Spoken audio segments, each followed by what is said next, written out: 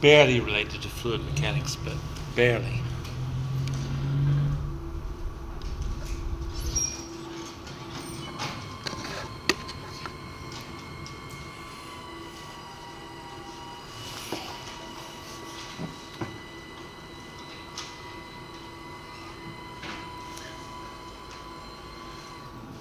If you're watching stuff and I'm writing it, there's some of it lost off the edge of the board. Well, it looks like the projection is larger than the screen, so I'm curious when I write, does some of it get missed? Okay. All right.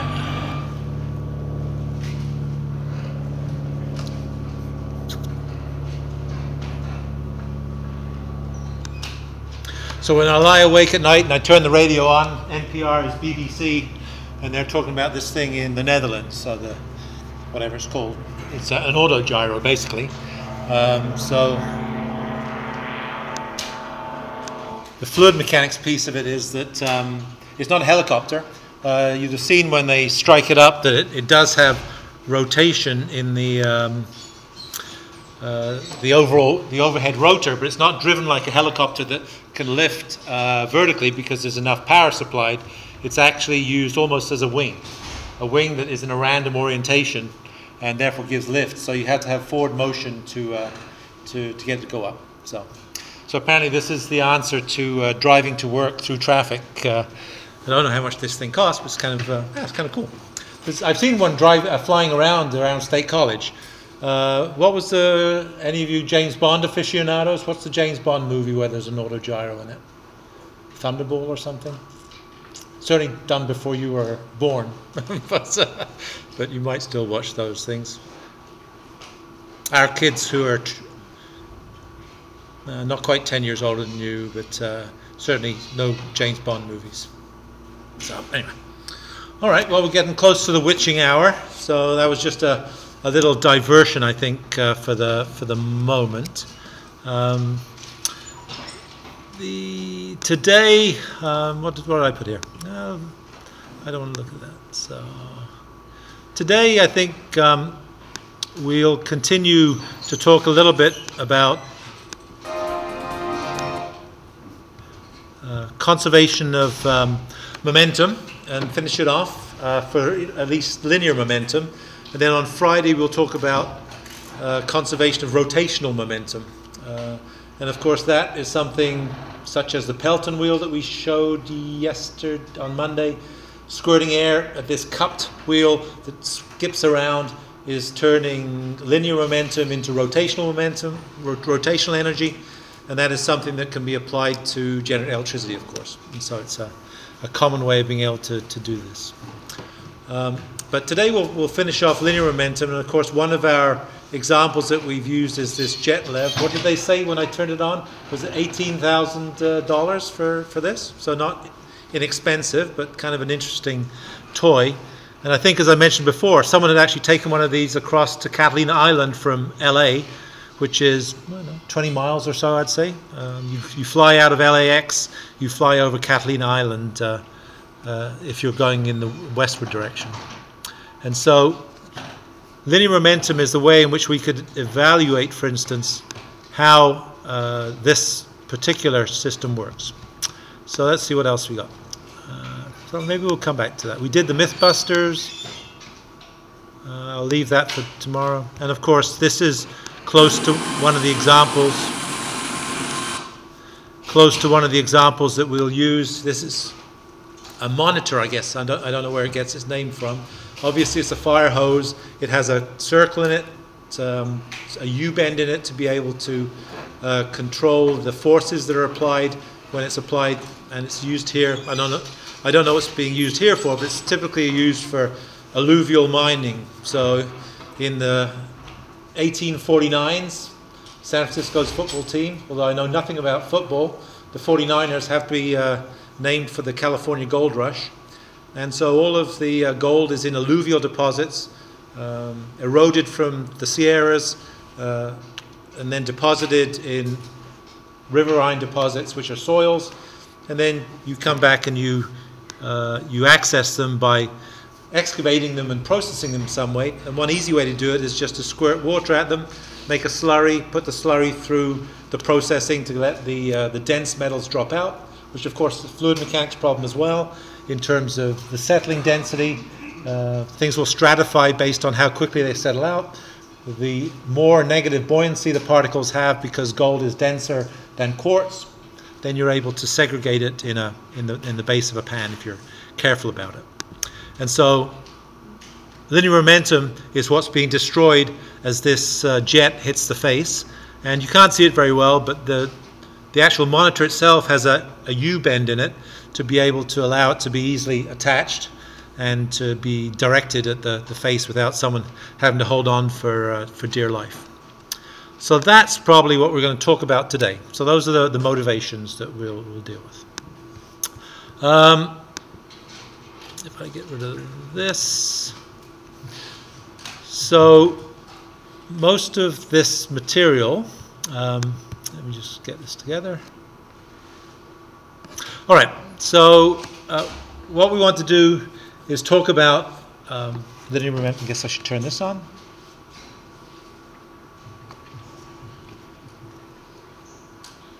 Sounds like something's playing. Okay. All right, what do we want to do? Okay. Well, we spent some time talking about what linear momentum was. And just to recap, we made the case that if we look at this expression, which we will never use, but we used it to derive the expression we'll use, and that is that it identifies the sum of forces that are applied, and it puts them equal to, I don't think it was low, 94%, I don't think so.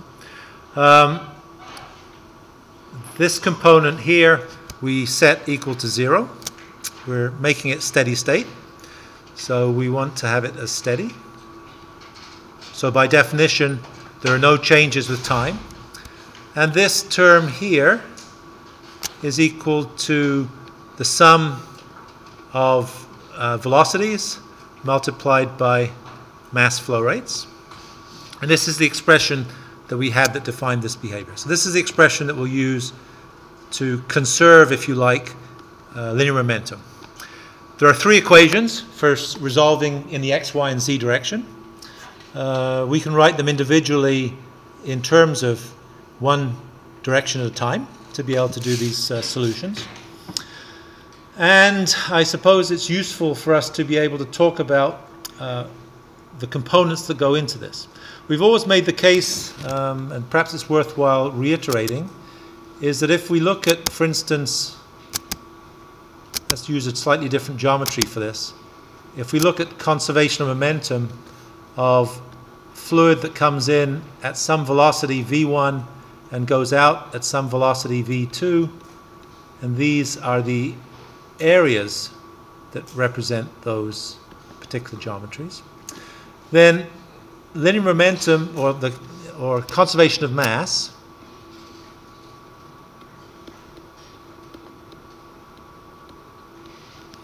we can always write as the sum of mass flow rates are equal to 0. And this term, in terms of the components, we can always write as equal to the fluid velocity, the density, and the area being equal to 0. So last week, in week 6, we talked about this. This is the relative velocity across the boundaries. And the reason that we can do this is we can do, I guess, a thought exercise where, if you like, we could replace these components with W.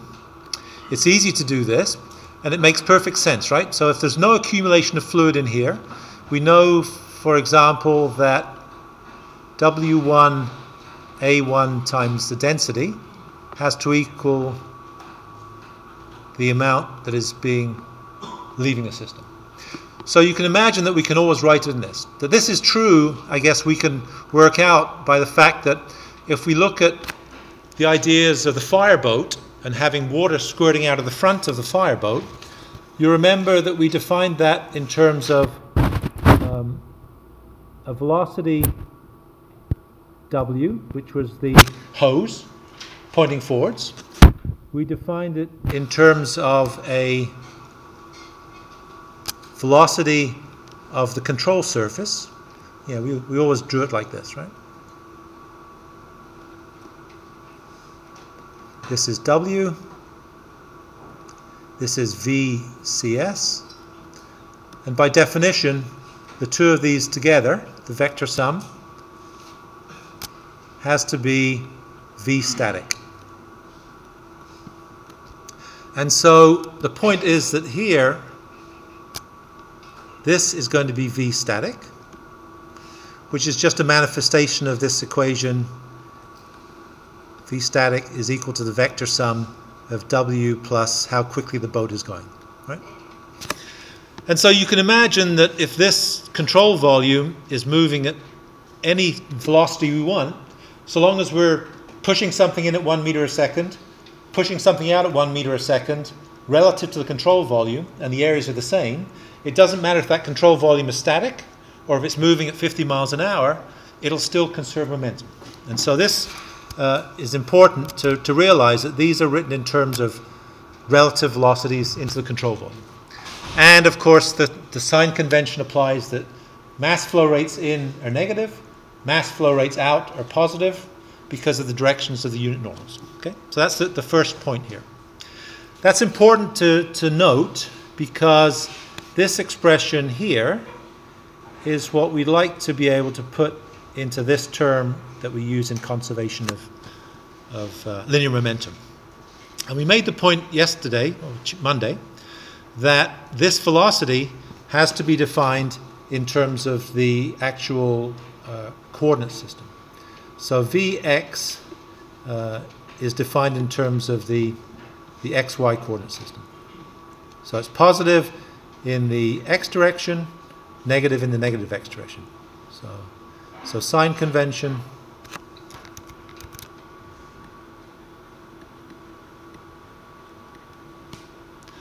positive in positive x direction. So unlike the conservation of mass term here, which is positive into the control volume, sorry, negative into the control volume, positive out, this is always positive in the direction of the coordinate direction, which remains fixed. So what we could do, we can look at some examples that involve first these static cases. And for the static case, we can always write this expression, if we like, as sum of the forces are equal to sum of the velocities multiplied by the mass flow rates with this sign convention. If we're choosing only one component, then we're looking at just one component here. And we can do some examples to be able to maybe represent that. So one easy static example we already have, and I guess to put what we'll look at later on, we can also write the system of equations like this, which is a more correct way of doing it, but let's not complicate our lives doing it that way now. Let's do that when we need to do it. So what we'll do today is we'll talk about maybe the jetpack, which is a static one, if you're just sitting there hovering above the ground. And then we'll talk about moving coordinate systems, which would be examples of the decapitated gas cylinder for one, and also for a trolley being hit by a stream of water and being pushed from one side of the page to the other. So if we look at the jetpack, the jetlev,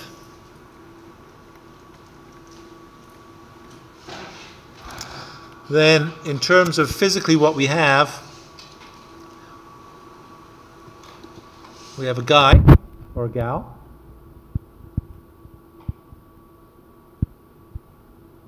with something on their back.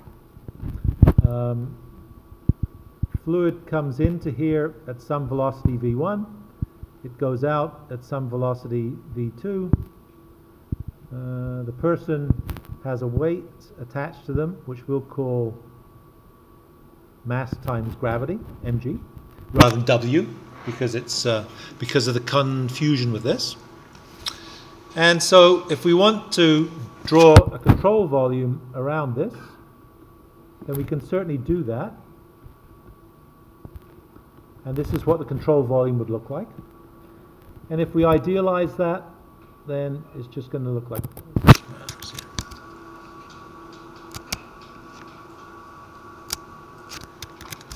Not doing very well this morning. Doing better now. And so if we imagine that there's a portion here that has water going in at V1 and has an area A1. The fluid is water. And we have out of here a fluid that comes out, which is going out at V2 A2. And that we have, if we cut this free body, which I've already kind of alluded to that we can do,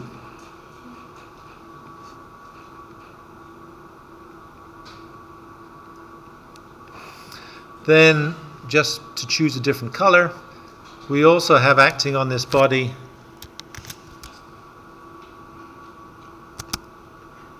some pressure, maybe, which is P2, again, A2. And also we have a pressure acting here, which we can draw the same way, which would probably be larger if it's a smaller home, it doesn't really matter, which is P1. And so if we want to be able to write this expression, we made the case that we need to define our coordinate system. Probably if we're interested, I guess we have this is mg, mass times gravity. And so that's kind of the system that we have. And so we might like to know how much water do you have to squirt through this to be able to lift up a 100 kilogram person. And so that would be one question you could ask. And so to do that, we need to sum the forces. So forces are always positive in the positive direction. So we won't use x, we'll use z. And so if we do that, what do we have on the left-hand side? We have the mass of the person multiplied by gravity. It's in the negative direction. We have a force acting upwards, which is P2 A2, which is this.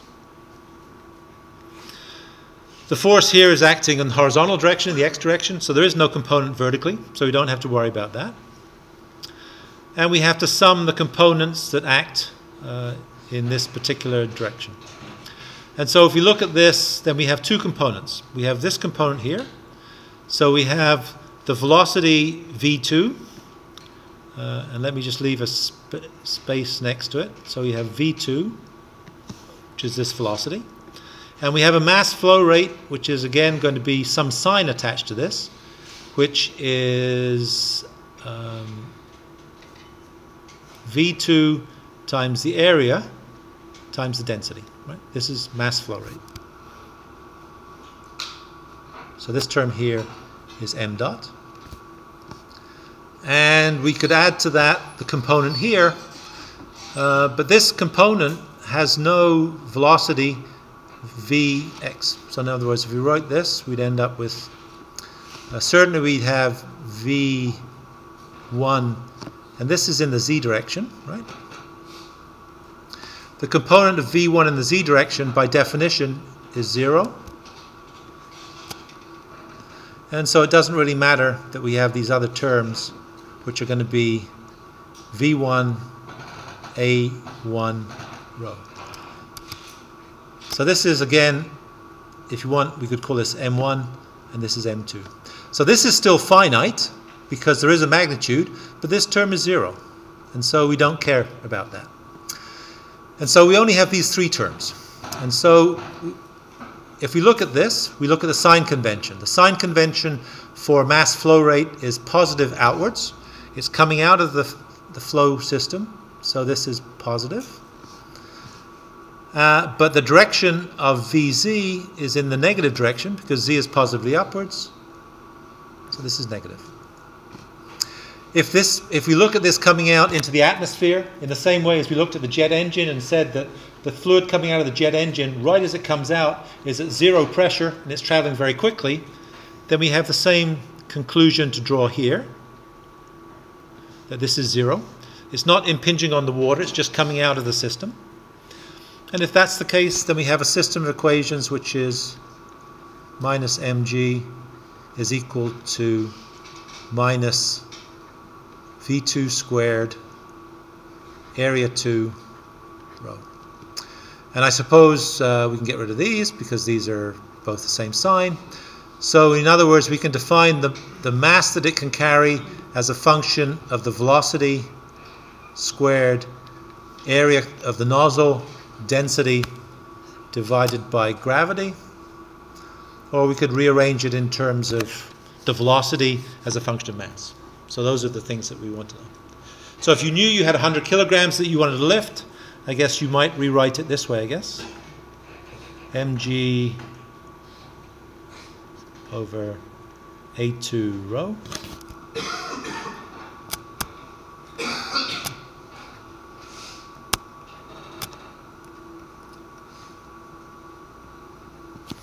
So if you know you have 100 kilograms you want to lift, you know you're on Earth, 9.81 meters per second squared.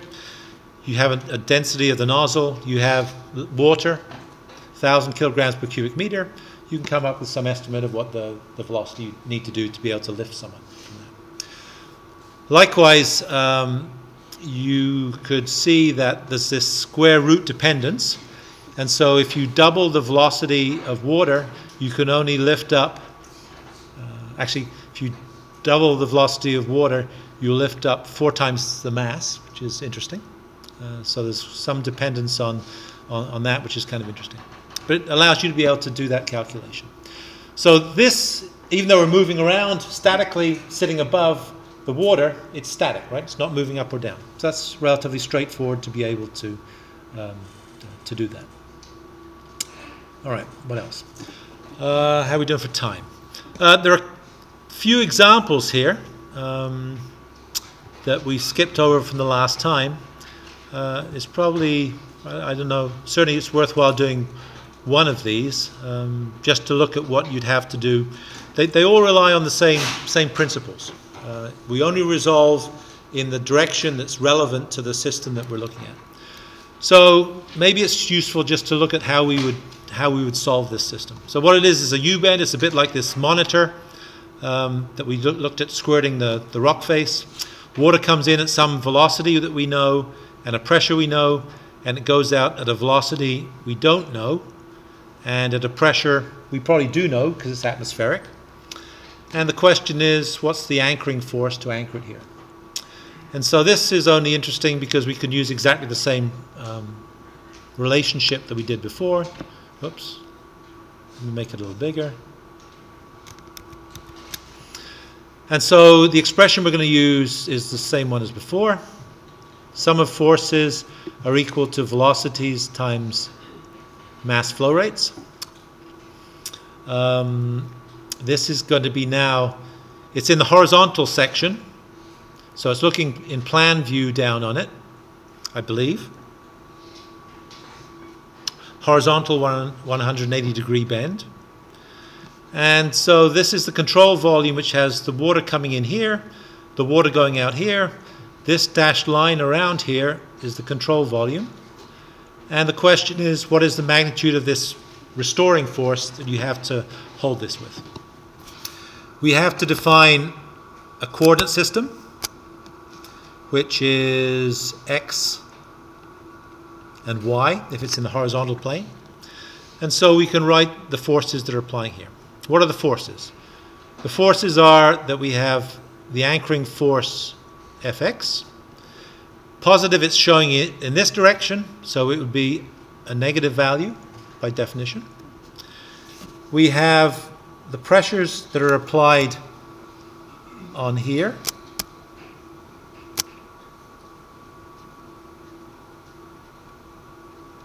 So this is P1, A1. And we have the pressures that are applied here, which are P2, A2. And so we can write in the magnitudes of these. So this one is in the positive x direction. So plus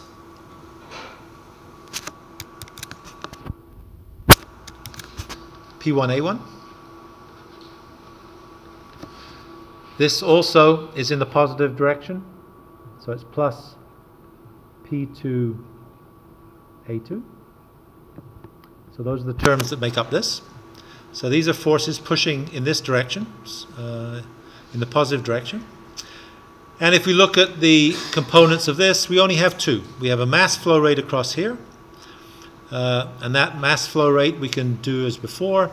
So it's going to be equal to, let's leave this open, V1 times V1 A1 rho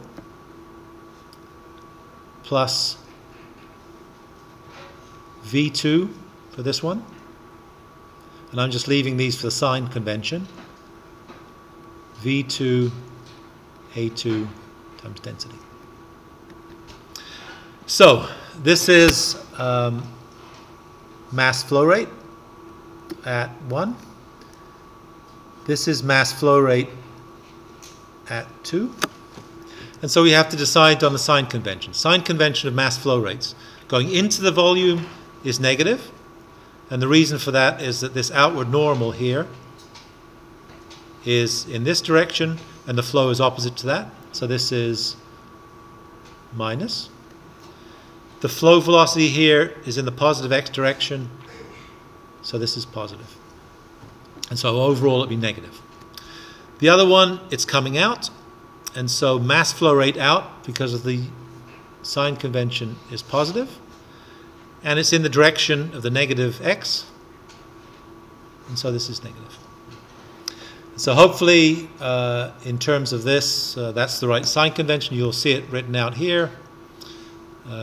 Same sign, negative, positive, positive, negative, negative. Yeah, so it is. So that's right. So this one's going to be overall negative. This one's going to be overall negative as well. The fluid that comes out of here is coming into the air. So we'd expect that this magnitude is equal to 0, atmospheric, if we're using that. I think we know the magnitude of the pressure at this point because we're given it, and the cross-sectional area. We know velocity 1, and we know it's water, and we know area 1, but we don't know velocity 2. And so we have two unknowns. We don't know the force, and we don't know velocity 2. And so we have to write continuity. So this is conservation of momentum, MV for short, I guess, right? If we write conservation of mass to close the system of equations,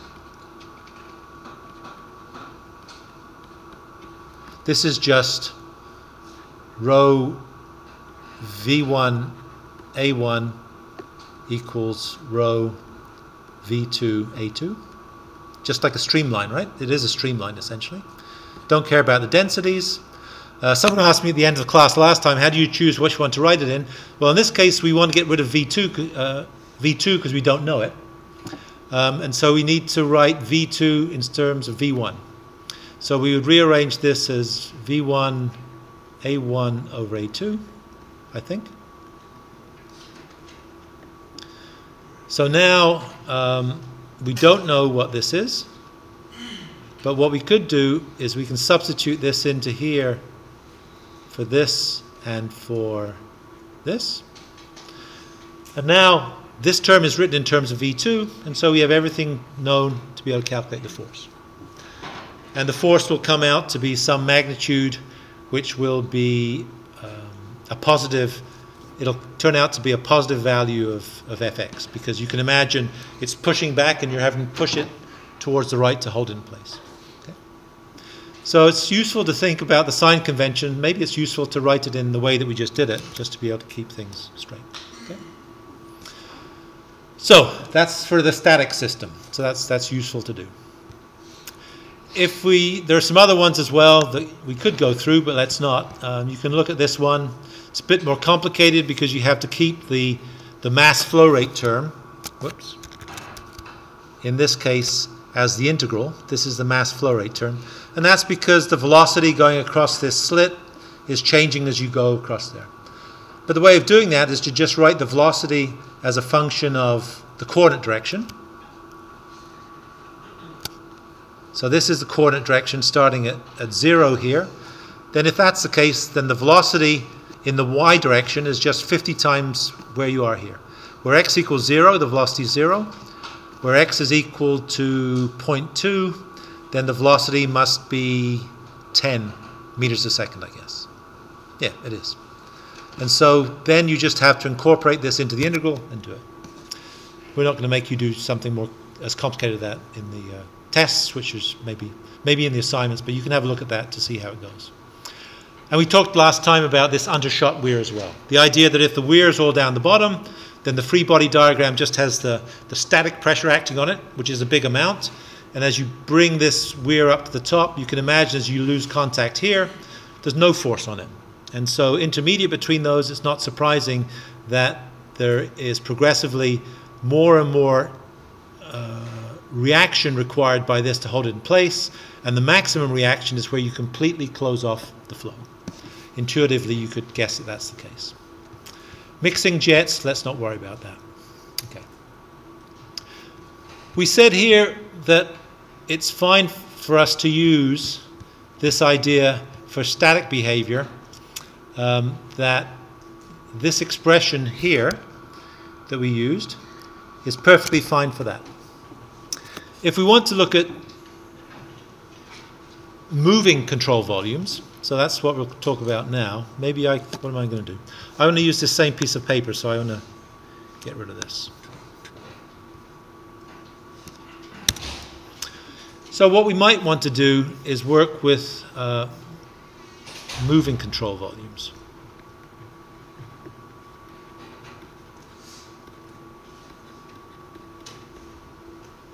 I'll use red because I can actually see it a bit. You can probably see it better. So let's think of a simple system that we're dealing with. What's the best way to introduce this? All right, let's do this. We said before that we have a control volume. And for that control volume, we can write that the sum of the forces is equal to the velocity multiplied by the mass flow rate. And if we're looking at just the x direction, then this is what that equation would look like. Two things mitigate this. The first is that we know that this mass flow rate in steady conditions being equal to 0 is given by, bless you, this times this. Velocity relative to control volume, area, and density. And the reason we gave for that was just this here, right? If you define it relative to the flow rate into the control volume and the flow rate out of the control volume, it doesn't matter if it's going at 100 miles an hour, so long as you're defining it in terms of those flow rates. So this is, for a steady system that you're not accumulating anything, this is always the way to write that, in terms of this W value. The second thing that we might think about is to think about this velocity term. Gravity and inertia are defined relative to the static on this planet. If I throw something, the acceleration is relative to the static reference frame. And so, based on that, we can also write the fact that v static is equal to, let's draw the picture. I love this picture. You've seen it many times. The velocity of the water coming out, the velocity of the control surface, and the velocity static. So from this immediately we can say that static velocity is equal to W plus the velocity of the control surface. And so it makes sense that we should be able to substitute this term here, so that the true system that we should be solving for the moving control volume, is that the sum of the forces, say in x, just so we deal with one equation, is equal to the sum of the velocities, which are going to be W plus the velocity of the control surface, which is also in the x direction as well. And so this is kind of important. Oh, everything's important in this class, but this is especially. If the control volume isn't moving, then this term will go to 0, and it'll just be equal to W. And of course, if the control volume isn't moving, then the flow into the system is exactly the same as the static flow. So it reduces to the equation that we were using before with no problem. So this is the true one that we have to use. But it's important that we realize that that's the case. So what we could do in terms of the steady system, let's do two examples. One which is, we'll call steady, which is going to be one of these, the geometry will be a little trolley that's moving along horizontally, and you'll see these in examples in the book and see them in tests as well. And this trolley is sitting on a base,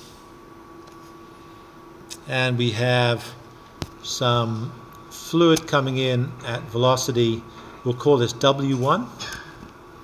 Fluid is going out at velocity W2. We have a coordinate. Is that off the thing? Yes. Okay.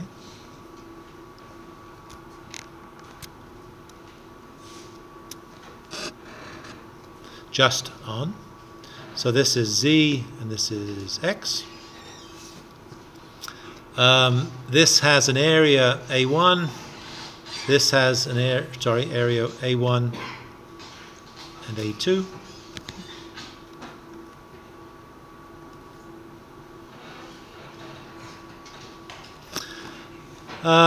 And I guess this is the behavior of this system, and I guess what else? We want to have a force that's applied that's holding this in place.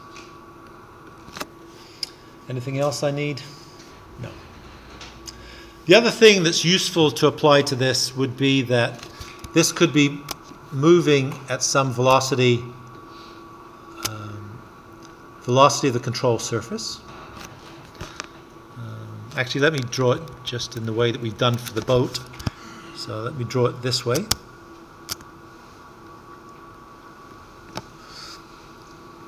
And actually, if I draw this vector here that's a bit longer, then I can do something that's useful, because this vector here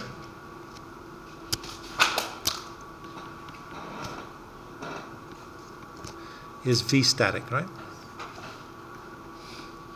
So this whole arrangement here, V static. So if we're squirting with a hose, the velocity of the fluid coming out of the hose that's over here on your left is V static. And if the control surface velocity is 0, then it's going into this control volume at the same velocity. But if this is moving away from it, it's going in at a velocity which is less. And so that's really physically what's going on. And so let's look at writing the expression that defines the forces that are acting in the system. So let's write the system of equations.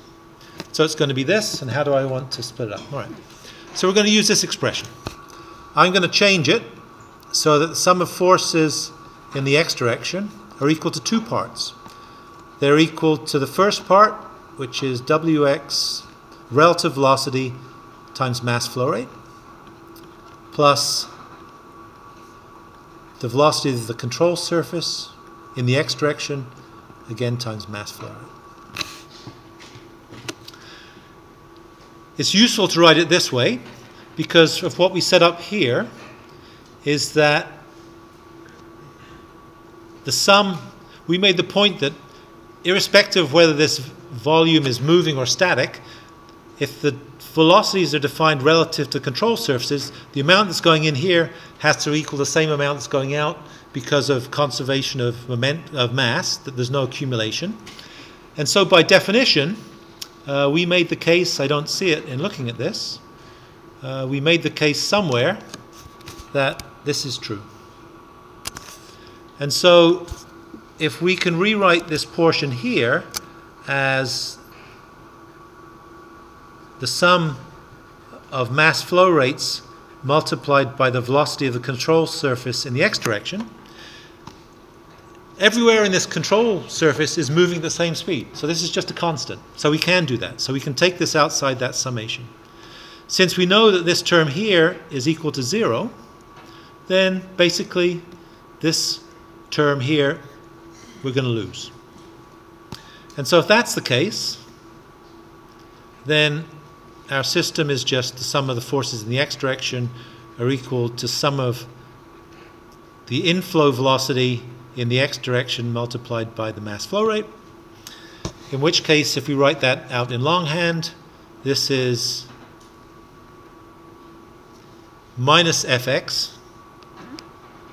and by that I mean the actual force that's being applied,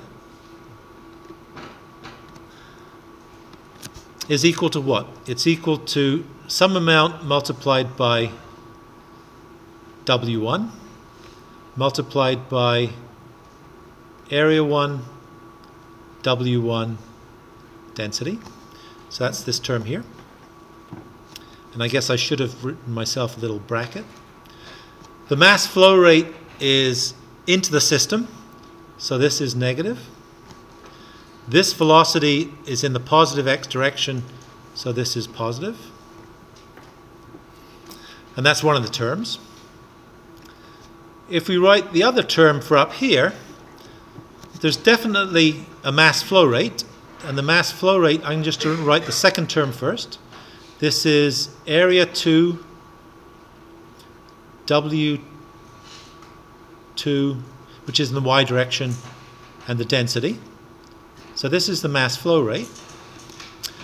But it's multiplied by the component of W2 in the x direction. And of course, W2 has no component in the x direction. And so by definition, this term has to be 0. And so we don't care about this at all. This is going to be finite. There is a mass flow out. This is going to be positive. This can have no sign, I guess, because it has no magnitude. And so the expression we're left with is this. There's a negative sign here. And so overall, if we write that expression, this is the behavior W1 squared area 1 times density. Okay. So we can do a couple of things with that. And so I've just reconciled these. So the two things that we can do that are straightforward are this. We can also write this out in longhand if we wanted to, as, since we know that W1 is equal to V static minus VCS, we could also write this as Vs minus VCS squared A1 rho. And we can do two things. We could look at the case where we hold it static and we calculate what the force is that's applied. Or we could look at the case where it's rolling and there's no force that's applied, and we could calculate the velocity it moves at. And so the first one then is that we can look at, let's put the velocity of the control surface equal to 0. If the velocity of the control surface is equal to 0, then we can calculate that the force is going to be equal to the static flow rate, all squared, multiplied by A1 and the density. So we can calculate the force that we have to apply to hold it in place in that case, because this term here is equal to 0. The second way we can look at it is if the force is equal to 0. If the force is equal to 0, then the only way that this can equal 0, since it's a finite area and a finite density, is if the velocity of the control surface is equal to the velocity of the static flow, which is the hose. So those are the two limiting conditions. You can either hold it static, in which case its velocity is 0, VCS is 0, and you can calculate the force to hold it in place. Or you could allow it to move by putting no force on it, and in which case you can calculate the velocity it moves at, and not surprisingly, it moves at exactly the same velocity as the hose is pushing it. And those are the two end member conditions. Okay? So that's important. So that's about as straightforwardly as I can explain this moving concept. So the bottom line is you can always use this equation for everything that we'll use. It's just that some of the terms will disappear. If it's a steady state system, that the flow rate that comes into this thing is the same flow rate that goes out, and therefore there's no net accumulation, you'll always lose this term here and don't have to worry about it. If it's a non-steady system, and let's do that very quickly because that's actually a cool one.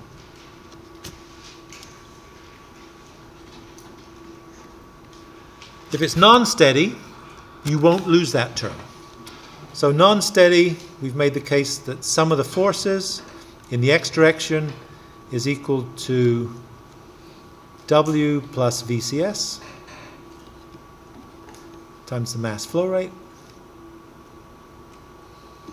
This is the x direction magnitude. This is the x direction velocity. And so let's do it for a system that's kind of cool. Well, the one we watched on Mythbusters last time. The decapitated bottle. And I think you can see it in other videos. So, well, what are we going to do? We can apply a force in the x direction to keep it in place. We can define a coordinate system where we have x and z. We can define a point 1 and a point 2. We can define a velocity 2 where the gas is coming out of here. If we wanted to know these, I won't do it here. First of all, the one thing we want to do is we could use Bernoulli. This is a question on last year's exam. It won't be this year, but just to go through it. We could use Bernoulli to write P1 over gamma plus V1 squared over 2G plus Z1 is equal to P2 V2 squared over 2G plus Z2. And so if Z1 and Z2 are at the same elevation, we get rid of those. If this is a big cylinder and there's no velocity, we get rid of this. If the pressure when it comes outside is equal to 0, we get rid of this, and we have an expression that links internal pressure to the velocity. And so we probably need the velocity coming out of here. So assume then that we can get the velocity. So now what we want to do is we want to solve this equation. And so we only have one term where there's a velocity, and so we can write it as the force in the x direction, in the positive x direction, is equal to this. And this has to be equal to W2. And so this is equal to W2, right? When you think of the gas coming out of here, we're always going to measure it relative to the cylinder because it's being pushed out by a pressure inside the cylinder. So this will always be W2. And we add to this the velocity of the control surface and the mass flow rate. And I suppose the other thing that we should add here, not quite done yet, will be done soon. So we can look at these two same systems as here. The first one. What happens if the velocity of the control surface is equal to 0? Well, that means we're holding it in place. So if VCS is 0, then the force that we have to apply is going to be equal to W2 multiplied by the mass flow rate. Mass flow rate is going to be out, so it's always positive. So this is going to be a positive number.